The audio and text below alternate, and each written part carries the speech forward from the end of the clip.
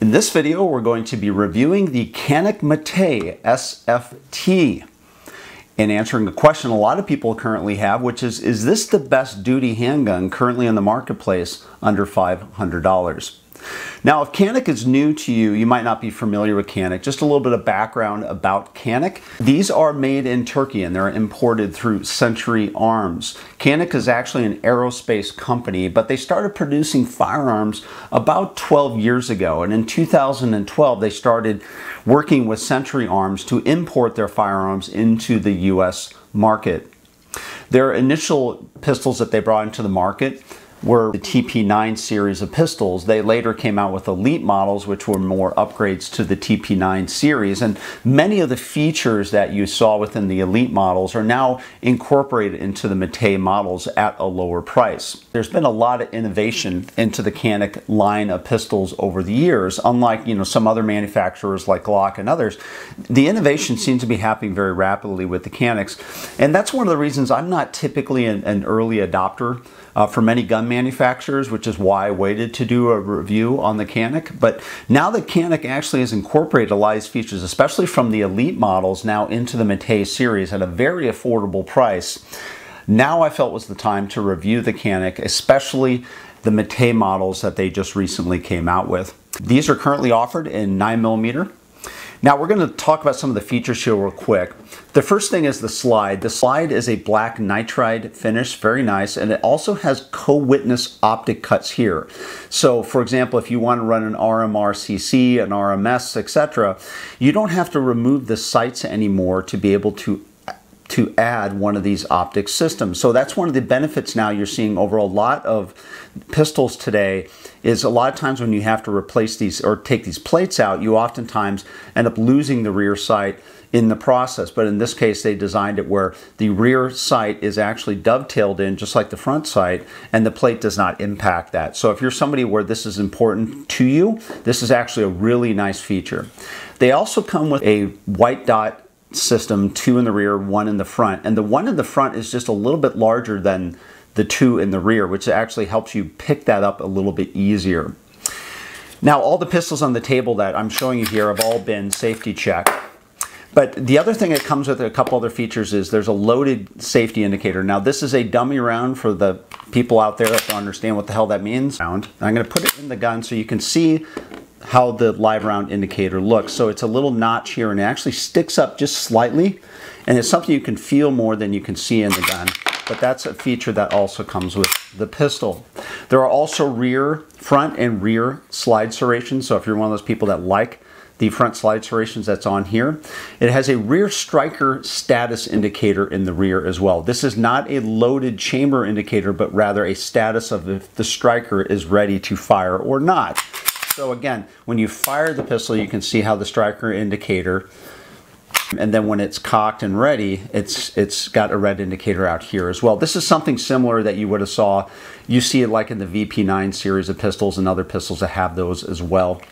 It also has a match grade 4.46-inch barrel with lands and groove rifling. So one of the differences between this model and the SFX model is the SFX model actually comes in a 5.2-inch or a longer barrel, longer slide. Now, looking at the frame, it has a flared magwell, and there's also an optional magwell extension, which we'll talk about in the kit in just a moment. It has an ambi slide release. And one of the nice things about this model compared to the TP9s is it's a lower profile ambi slide release. So when you look at the width of the pistol, you can see those are the things that protrude the most. So these have actually been minimalized a little bit as far as the profiles. It has nice grip texturing on both the sides as well as the front strap. It has a full Picatinny rail as well as a modified beaver tail compared to the TP9. And this actually, this a little bit of rounding here that you see here is an improvement over the TP9, because some people claim that the recoil from the TP9 was actually uncomfortable for them. There's also a double undercut trigger guard here, so you can see it for higher handholds. They have the cut here and here. And again, this is an improvement over the many years of Glocks where we've had to actually make these manual cuts ourselves into the Glocks, where in this case it comes standard on the pistol. It has a reversible magazine catch button, again, very similar to what you would see, as well as the serial numbers are written both on the back of the grip as well as the slide in the barrel, similar to what you would see on a Glock. Now, what Caniks are really famous for is their trigger. And again, just safety checking. If you look at the trigger here, it's got a trigger pull on my Lyman gauge of 2 pounds 13 ounces. It's an absolutely fantastic trigger, and that's one of the things people love about the Caniks. And not only is the trigger great, but the reset is extremely short and very crisp, which leads to very accurate shooting. Now, one of the differences you're going to see with the Canik, however, that you have to get used to is most triggers today have what's called a 90-degree break, which means they tend to break at 90 degrees. So if they're a flat trigger, a rounded trigger, most people are used to having the break around 90 degrees. However, with the Canik, that's one thing some people are going to have to get used to. It's a little bit different. So even though it's a great trigger with a nice trigger pull, if you look how far back the break is, it's very far back in the trigger pull. Again, the reset, same thing. So we're not at the 90-degree break. In fact, the 90 degree is actually where the trigger starts at. So it's something you're going to want to get used to. So even though it's a great trigger, if you've developed muscle memory of having a break at 90 degrees, it's something you're going to have to get used to with the Canik, just because it's a little bit different with the break coming farther back into the trigger pull. Now, with the Canik comes a hard case, and this is the hard case right here. And it's actually a really nice hard case, and they include a number of features in the hard case. So just to go through these real quick, there's an extra back strap, there's some tools. This is actually a tool they made into a very small pistol with some extra screws and cleaning brushes, etc. And then you've got on here, you've got extra things, including an extended magwell, which you can easily screw onto the gun as an option. You have additional plates for mounting optics, and you have your 20-round magazine with a speed loader. Now, one of the things I noticed when I bought my Canik was the speed loader was actually broken. It was put in here, and I could tell the strain of the 20-round magazine had broken it. So I asked the guy in the gun store to look for another one, and ironically, the other one was broken as well. So this is just a note to Canik if you're watching. You're packing these wrong, and quite honestly, these speed loaders need to be packed separately from the magazine so they don't break. But it is a nice feature they have in here if it worked. I don't use those. I use the Lula loaders anyways. But again, it's just a feature you have. And now the other cool thing that comes in the kit is this Kydex holster. And let me just show you real quick. The holster is very positive. You can make adjustments to the holster. It's got clips that you can clip on quick onto a belt, which is great. You can also reverse these, so you can do inside, outside the waistband. This is really a nice added feature that they provide stock in the kit. Now, ironically, this same holster I try with my Glock 17, and it also works with my Glock 17 Gen 4. So I'll probably use this for more than just my Canik, because I do like having Kydex holsters like this.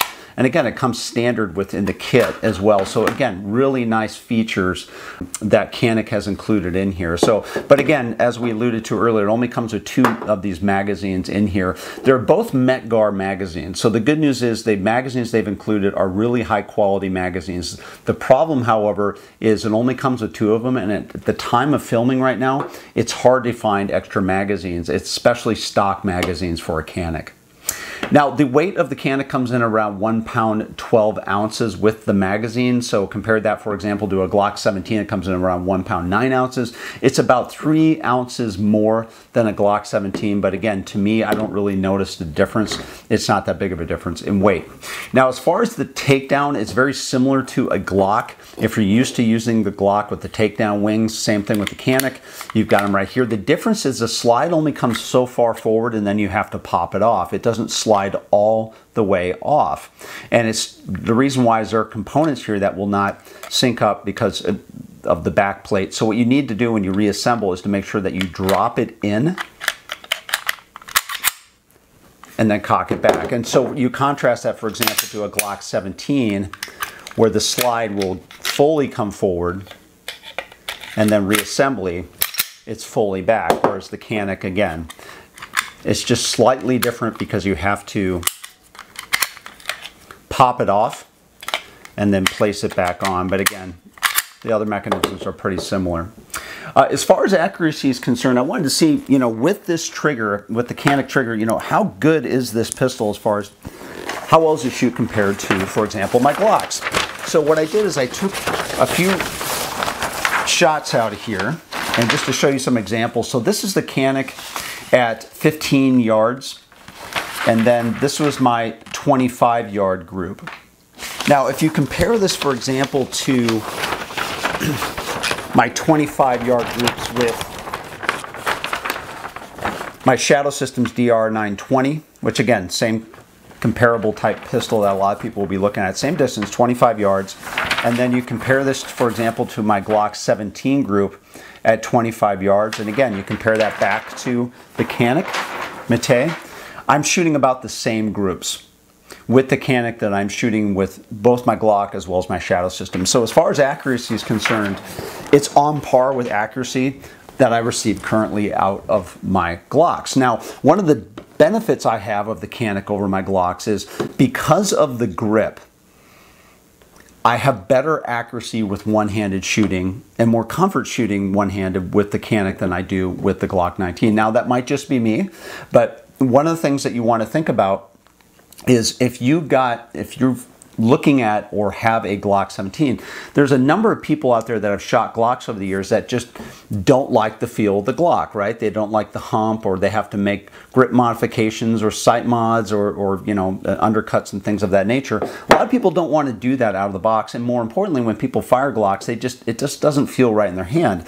And I noticed that I do make modifications to all my Glocks when I shoot them, but with the Canik, I actually felt very comfortable. I feel like I didn't need to make any grip modifications. I didn't even need to change out the backstrap, and I didn't have any of that awkward uncomfortableness that I have with a stock Glock when I fire them. So this might actually be something that if you've disliked Glocks in the past for that reason alone, the ergonomics, how they felt when they fired, you might actually really like the Canik.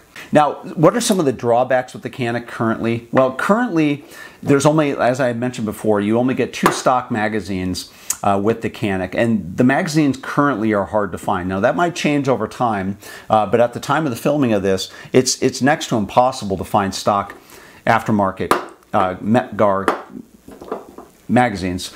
There are, however, other third parties like Pro Mags and others that make them, but I don't think they're as high quality as the Metgar, so I'm actually going to wait. But that's something that if you're going to buy one of these Caniks, just make sure you set the expectation at least now that it might be a while before you can actually find additional magazines. And if that's a problem for you, you might just want to wait to buy this.